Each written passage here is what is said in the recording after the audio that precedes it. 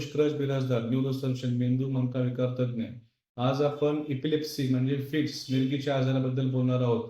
हा आजार 100% बरा होण्यासारखा आजार असतो. फक्त या आजाराची कारणे समजावून घेणे आणि त्याचं कशामुळे होतोय, त्याचा पॅटर्न ऑफ फिट्स आणि मोजक्याच तपासण्या जसं की MRI असतं, EEG असतं आणि मागच्या काही ब्लड तपासणीमध्ये काही बिघाड असतील याबद्दलची आपण माहिती करणं घेणं गरजेचं असतं.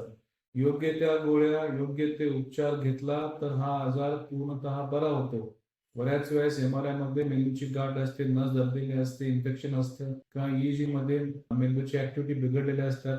याचा प्रॉपर व्यवस्थित उपचार हा होऊ शकतो आणि हा आजार पूर्णतः बरा होऊ शकतो.